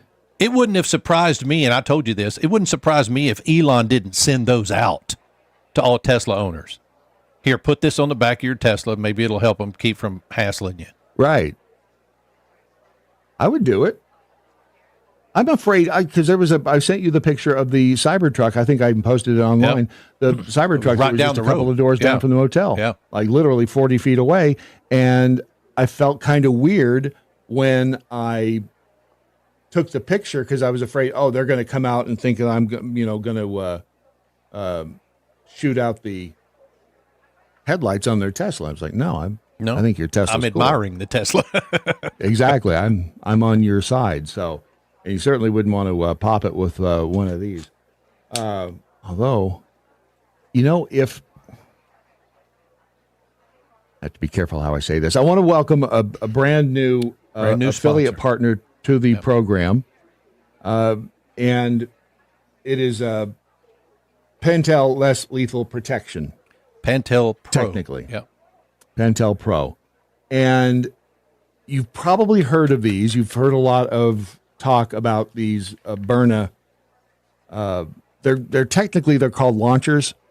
Yep, the Byrna Less Lethal Launcher. Yeah. I know it looks like a gun. It's not a gun. It is a projectile launcher that works on CO2, and these things are amazeballs. Yeah. Brad and I practiced a little bit yesterday. I mean, they are. So let's talk about the two different models. Amazeballs. Yeah. So Brad has the LE model, I assume for law enforcement. It's a little bit larger model than the one that I'm holding, which is the SD, Sierra David, SD, Sierra Delta, rather. But in his uses a 12-gram CO2 cartridge, where mine uses an 8-gram CO2 cartridge. They're both They Mine's both a little bigger. Yours is a little bigger. They both will hurt. we know that for a fact. Now, we didn't shoot each other with What them. is it that you're required to say? You have it written on your paper there. That I'm required to say? Well, but we need to say You're it. talking about Pentel less lethal protection is an official dealer of Byrna Technologies? Are That's you talking correct. about that? Yes, that one. Okay. So there's the Byrna, website. Right. Byrna is the manufacturer of these launchers. Pentel Pro is the reseller. That's who we're working with right now. Correct. Yep. And the website is Protect Your Mojo. No, protectmymojo.com. Sorry. To protect everybody's mojo. Yeah, protectmymojo.com. That's the website that you go to. Here's the really cool thing. If you've heard any of the commercials for these from people like Bongino, they're always they're kind of vague. We'll explain to you in the coming days exactly what these do. I mean, the long and short of it is it launches a projectile about the size of a marble. It's like a paintball size is what I would say, Brad. No, the paintballs are a little bit bigger than Are they? Okay. Yeah. And paintballs there are different, feel the same way. And there are different kinds, folks. I mean, yes. Some of these are just little plastic balls. Yeah. Some of these have a combination of pepper powder. Here's the pepper spray balls here. The Max. It is pepper and so you CS get different gas. options with this. Yeah. And here's the thing with these is that they're non-lethal. I mean, I guess technically if you shot somebody in the eyeball, you could take them out. But the idea behind this is, when you do have, if you've always been afraid to carry a firearm, if you can't legally carry a firearm, let's just say that. legally carry a gun. And you're like, and it is true, if you shoot and not even kill somebody with a gun, if you just severely injure them, say hello to lawsuits that are going to extend for a very long period of time, even if you're in the right. With these Byrna launchers, you have an alternative. It's not a lethal, and again, caveat, you kill somebody with a pencil, but it's the alternative to deadly force. And these things are amazing. These will get the attention of whoever it is that you don't want to have at you right now. We shot these at the fence yesterday from I shot 40 one at feet away. I shot one at my brick fence from mine was probably about 60 feet away, and the eco round that I shot at the fence exploded when it I think the wood fence here at the motel, it kind of bounced off, went into the pool, and by the way, they do dissolve. Well, the little eco ones in do. water. Yeah, the eco-kinetic. Eco-kinetic. So here's the really cool thing about this. When you go to protectmymojo.com, is Ross's phone number on there? I don't know if it's on there, Ross Pantel. I don't think his phone number's on there specifically. It might be. All right, because here's the really cool thing. Ross said, have them call me. You got questions? Yeah. Like technical questions about this? You can call Ross, the man, and he will answer the phone. With. The guy, answer the phone. Yeah, he will answer the phone. And he knows stuff. He does know stuff. Now, there is something important we need to say. These are federally legal in all 50 states. Federally legal in all 50 states. However, there are state requirements. So you need to, if you have questions about the state requirements, call and ask Ross, and he will tell you about the individual state requirements for these. There's a nice little video on the front page there of protectmymojo.com, Pantel Pro, that explains what to do when a cop walks up to your window if you happen to have one with you. Sir Rad Bastard has a good question. How many shots between reloads? 5. The magazine holds 5, but there's a suggested way to load these. I'm not going to get into it right now. Yeah. Because again, we're going to talk about this over the course of the next few days. But there's an ingenious way to load these in an order that is very beneficial. And I'm talking about whether it's the eco-kinetic round, the little plastic ball round, the practice round, whatever it is. that is just when this was suggested, it was like, and it comes with 2 magazines, Brad, so you can have 10 shots available to you at any time. And it comes in a very nice little carrying case. It is a nice complete case. with instructions that I follow, because when we got these and Ron came to the lobby and we were like, well, we need to call Ross and how to get there. I said, no, I want to go ahead and load this thing and figure it out from the instructions that are in the box to make sure that I could figure it out without, because I hate instructions. And generally that's the way I go through. If I buy a tool or something, I like to see how I put it together without instructions. And it's got a nice little card attached to that instruction manual there too, that you can carry in your wallet. Yeah. There is a video. It's a YouTube video at protectmymojo.com. I want to play this because it makes really a lot of sense. Yeah. And this, the guy in this, I don't know him, but he's apparently former law enforcement, but he makes a lot of sense if you get pulled over. Here's the video. So it looks like I've just been pulled over by the police and I have a burner in my car. Now what? Okay, so I may have been going slightly over the speed limit. Morning. License and registration. Of course. Here you go. Sir? Thank you. Have I stopped you before? And now the officer is at my window and I'm carrying a burner in the car. Am I legally required, or should I even say anything about it to the officer? So it's important that we listen to the exact question that the officer asks. Sir, do you have any firearms in the vehicle? You see, here the officer asks if I have any firearms in the vehicle. Because none of the burner launchers are considered firearms, I could say this. No, sir, no firearms in the vehicle. But what if the officer asks this? Sir, do you have any weapons in the car? So while the legality of having to answer a question like this will vary region by region, in the vast majority of cases, it's unlikely to have a negative impact if you answer the officer's question like this. Actually, yes, sir, I have a less lethal burner launcher in my center console. So the key here is not to reach for it. I sure do, you wanna see? In my time as a police officer, I can't tell you how many times people were just itching to show me their gun that they kept in the center console or the glove box. And as you can imagine, this sent the traffic stop in a whole new direction. Just keep your hands in view on the steering wheel during the entire encounter, and you're most likely to hear this. Okay, no issues. Just keep your hands on the steering wheel, and I'll be right back. And he'll continue with the traffic stop as planned. It's important to understand that more officers are ambushed and killed around the country in traffic stops than any other activity. So the more comfortable you make them feel, the more positive encounter you're likely to have. Here you go, sir. Thanks for your cooperation. Watch that speed. Drive safe for me. Since burners are legal in all 50 states, it's unlikely that having one in the car will alter the trajectory of a traffic stop. But having one in the car will definitely make sure that when the time comes, you are prepared to defend. ProtectMyMojo.com is the website. And was it Dr. Zono says, so it's a knockoff burner? No. It is a burner. It is a burner. It's a burner. Why would it be a knockoff burner? I don't know. He said, don't shoot the tear gas in your little studio. Yeah, please don't. Brad wanted me to shoot him with it. We discussed prior to, I said, because when you go through law enforcement training, they require you to get pepper sprayed. So you know what and it's tased, like. But they don't require you to get shot. No, they don't. Oh, you get to experience that for the first time. I thought, maybe I should, did I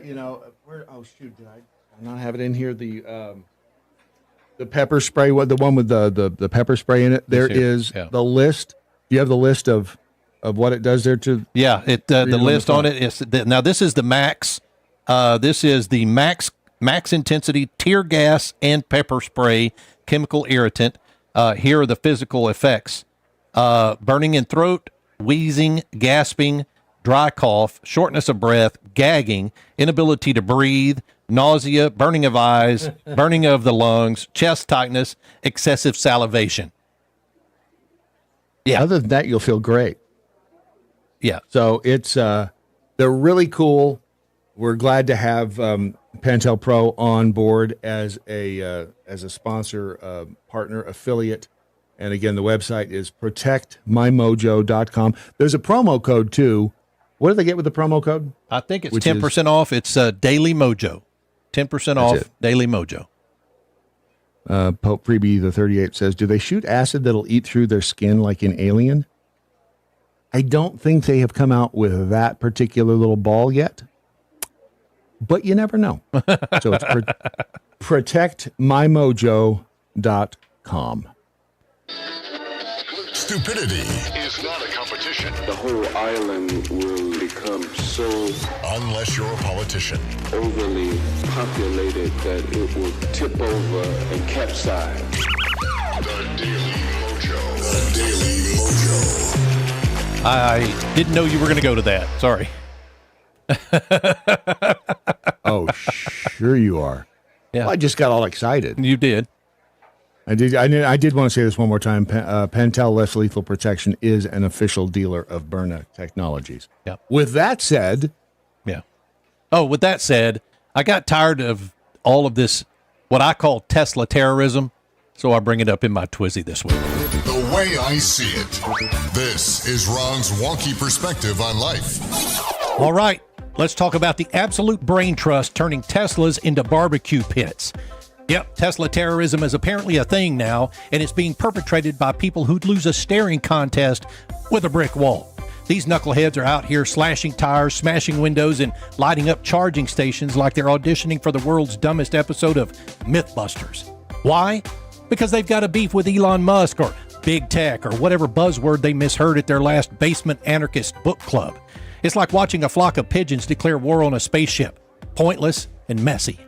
These idiots are running around chucking Molotov cocktails at Tesla dealerships, spraying graffiti like resist on the doors, and setting Cybertrucks on fire like they're auditioning for the next Mad Max movie. And for what? Because they're mad at Elon Musk? Newsflash, geniuses. Burning a car doesn't make you a revolutionary. It makes you a pyromaniac with a grudge, a lighter, and now a conviction. Take Las Vegas. Some clown torched 5 Teslas at a collision center, shot 3 bullets into them, and tagged the place with resist like he's starring in a low-budget rebellion flick. Or Loveland, Colorado.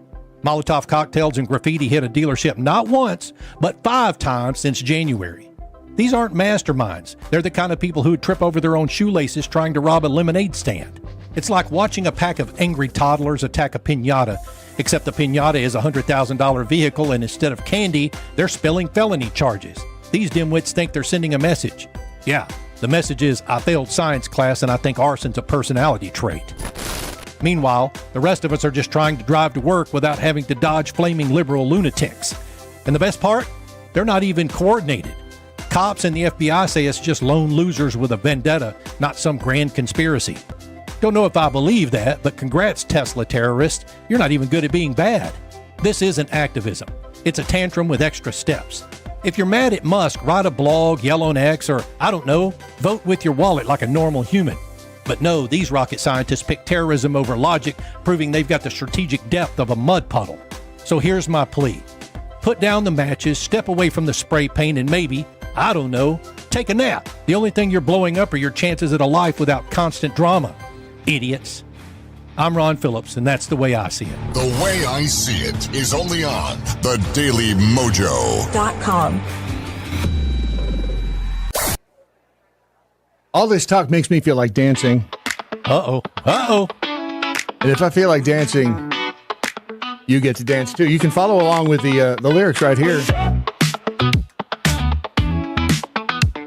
Wake up. It's the time to go.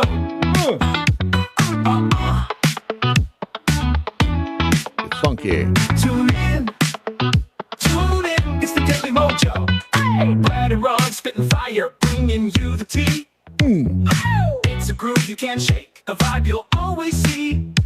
The Daily Mojo, making mornings bright. With Brad and Ron, they keep it funky tight. Say what? News, laughs, and the moves that feel so right. It's the Daily Mojo, keeping the world in sight. Oh yeah. They'll crack you up with a twist on the news. Twisted. It'll flop your flair. Yeah, they always amuse. Oh yeah. Stay in the loop. They're the kings of hype. Say morning magic served with swagger and a mic. The Daily Mojo, making mornings bright. Get it with Brad and Ron. They keep it funky tight. News, laughs, and the moves that feel so right. It's the Daily Daily Mojo, keeping the world in sight. Oh, yeah. Clap your hands, stomp your feet, feel the beat so strong. Brad's wit and Ron style, you can't go wrong. Working, get your coffee, get your toast, join the funky band. The Daily Mojo, the coolest in the land. The Daily Mojo, making mornings bright. That's right. With Brad and Ron, they keep it funky tight. Funky tight. News, laughs, and the moves that feel so right. It's the Daily Mojo, keeping the world in sight. You know what? I think that it's entirely possible that if you just put into the AI song generator funky, it actually comes back with something that sounds different and good. I think it's good. I like that. And no musicians were harmed in the recording of that particular song. It to me, it didn't sound like AI. Did it to you? Only because I know it's AI, but if I didn't, maybe So you have a little AI bias in you. Maybe. Would you like some? I mean, there's some people that are just so adamantly opposed to AI. I'm looking at you, Myrna, and it all sounds. I don't think that sounded the same. Which again, remember there was some controversy at the beginning of the whole AI thing with regard to music. In that, do songwriters need to worry? Do they need to be concerned that AI is going to? I don't think so, but that's not horrible.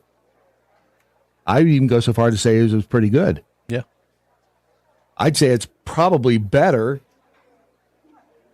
than Snow White. I would say it was better than Snow White, yeah. But you haven't seen Snow White yet. No. I mean, you're Not the new criticizing one. Snow White. No. You're criticizing poor little Snow White. And you haven't even seen it. Now, the critical drinker saw it and said, it sucked. It's got a 1.4. All the ratings, let's see, was that IMDb? Was that Rotten? Yeah, Rotten Tomatoes, it's down there. The real test is, of course, the money. It made $43 million at the box office. It was initially, and again, this thing was $200 some odd million to produce, and they initially forecast opening weekend of 60 million, and then it was down to 55 million, and then the actual receipts came in and it's like 43 million. It's an official bomb. There's no doubt about that. How bad it's going to continue to be, we'll see. But this is just the poisoned apple scene. The deleted scene. Deleted scene from the movie. Enjoy. This is no ordinary apple, my dear. It's a magic wishing apple. A wishing apple? Yes, one bite and all your dreams will come true. You offer it to me freely. In place of the patriarchy, you would have a queen! Not white, but diverse, inclusive, and equitable! I will become the leader I know I can be! All shall love me and despair! Get away from her, you hideous hag! Oh, what has she done to you? Fear not, First Love's kiss can break any curse.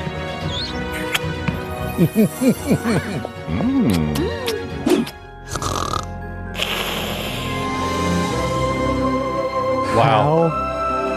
Right? Exactly. I thought it was a nice twist.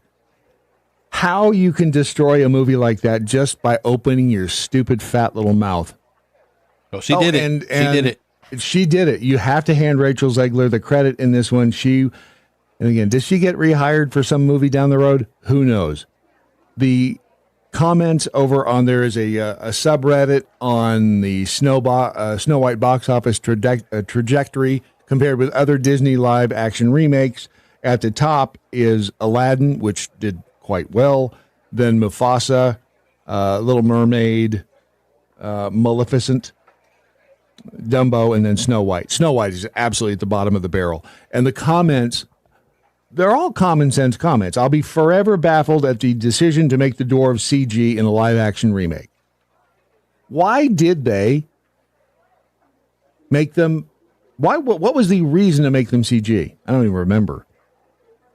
It's like she said, or this person says, like making animals CG in Lion King makes sense since they're animals. But these characters are actual humans that could be played by humans, but Disney's like, nah, let's make them terrible-looking CGI characters.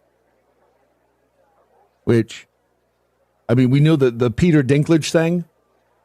Remember, he came out and he was like, he did the article in the interview in GQ. Well, didn't he do it when they had like full-size adults playing the dwarfs? He came out and said, why are you...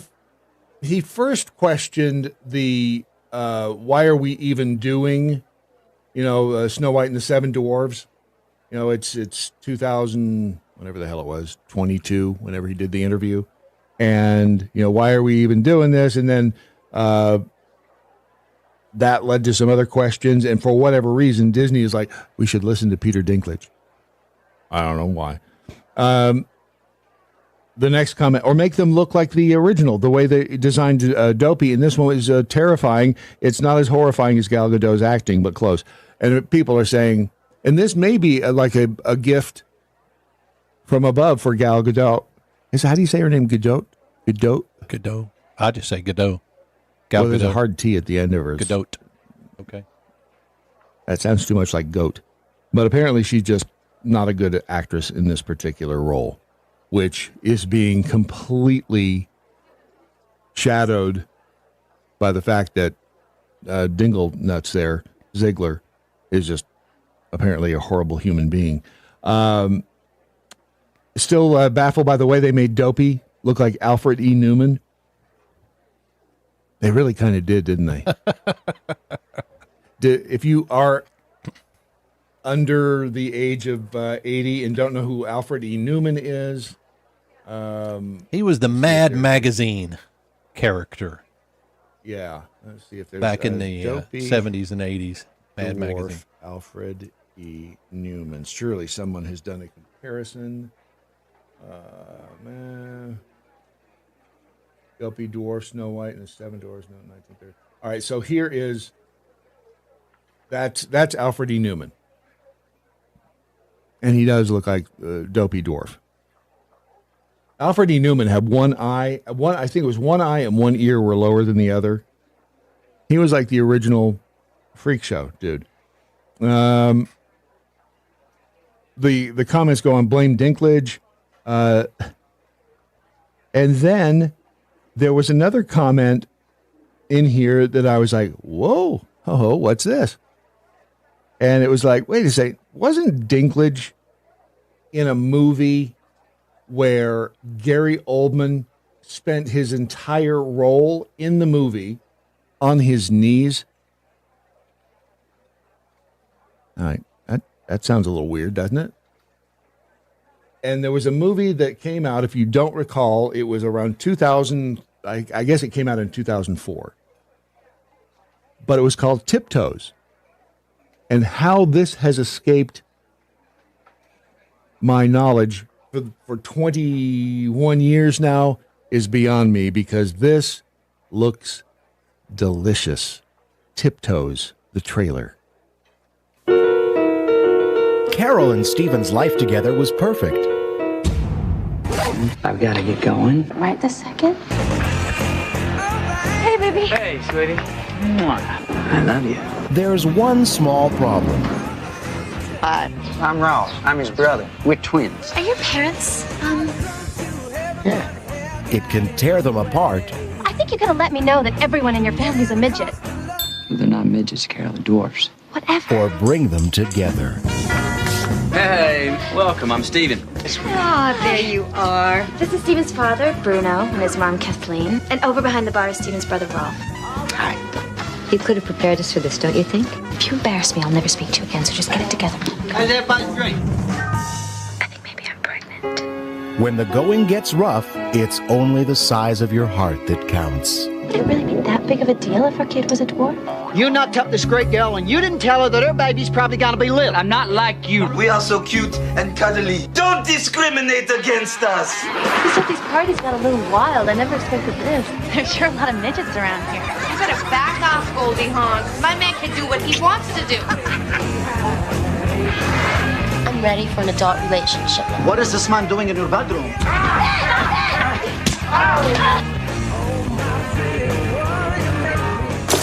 A walk down the aisle Steven's he's a very lucky guy. Just hope he's smart enough not to screw it up. is just a beginning. There'll be rough patches, there's no doubt about it. Canal Plus and Langley Productions proudly present command performances from Kate Beckinsale, Matthew McConaughey, Patricia Arquette, and in the role of a lifetime, Gary Oldman. Tiptoes. In the role of a lifetime. That is a legit movie trailer. I have never even heard of that movie. That was a real, nor had I. And someone said, how did the voiceover guy not bust out laughing when he had to read, in the role of a lifetime, Gary Oldman? Is it Oldham or Oldman? Which one? I know there's a Gary Oldman. But there's a Gary Oldham too, isn't there? Oh, I don't know. I think there is. How do we not ever know about a movie about midgets? And how was Gary Oldman cast in the and he was a little guy. He was a dwarf. Literally did the role on his knees. and Dinklage was in it. Someone brought up a great point, though. That was back before Dinklage was anyone, and anyone gave a shit about what he had to say. Yeah. And I'm like, wow, was it not a different world? And the fact that Dinklage, absolutely screwed the pooch when he was bitching about, having the dwarves in the movie to begin with. And hosed every little actor out there that would possibly could have gotten a role in the as a seven dwarf, or as one of the seven dwarfs. I mean, would that have been classic if they put Gary Oldman in Snow White and had him do it on his knees? Would have been the second role of a lifetime.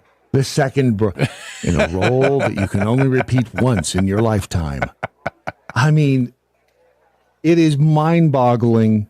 Because you think that these people, again, in these positions of power, have two brain cells to rub together? How is it you can run a company like Disney and not have the brains of an ice cube and end up producing a giant fustercluck like Snow White and put it out there for the public to see, which they won't see in droves? It's going to end up like Rocky Horror. We'll start having midnight showings of Snow White. Oh, yeah, yeah.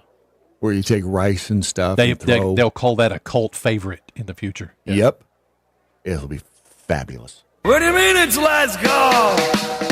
I think ending on midgets is a good way to go out, don't you? You didn't tell me your family were midgets. They're not midgets. They're dwarves. They're dwarves. Same thing. That's 2 hours of audio deliciousness and inflammatory statements and other cool stuff known as the Daily MoJo for today, Monday, the 24th day of March, year of our Lord 2025. It would also be known as T-3 and counting. Ross Pantel says he's going to talk to Berna about a projectile that, when impacted on a Democrat, will automatically turn them Republican. So we'll have news on that in the future. Nice. I can't wait. See, over in the Rumble chat room, Missy13 says, I'm obsessed with midgets. You and Doc Thompson. And Linda Lyday. What it is with you people. Original Babe, this was before all the PC. They just smiled at me. Right? Wait, Original Babe just smiled at me. Wait a second. Is Original Babe a midget? Do we have one in our midst? Great question. Send photos. Wade Robertson, 44, says, you can't say midget, you retards. Thank you. Okay. Brad, when are you eating that honey? I'm going to do that as a. I'm going to do that this week. I'm going to eat honey. You going to do it for the insiders on Wednesday? That'd be fun. I might. We'll see. Let's see. Over in the X room, James says, to be fair, she probably knew this was going to set records for flopping and probably didn't try hard. Who, Gal? Possibly. But you wouldn't want to set up a target like that on your head, That's would you? a fact, yeah. Who knows? Over in the Daily Mojo chat room, Dr. Zone knows Gary Oldman walking around like yogurt. Like Yoda. And Pope Freebie the 38th. Once I thought I was at a midget-only church. It turned out it was just a Hmong church. What's a Hmong church? Never heard of. Neither have I. Well, Ron, it's been a day, has it not? Hasn't it, though? You want to go shooting fences? Let's do it. I think we should. Remember, we the people must hang together, otherwise we shall surely hang separately. Sic semper tyrannis, resist stupid, because there's a lot of it. And good night, Doc Thompson. Wherever you are. See you tomorrow. Watch and listen at thedailymojo.com.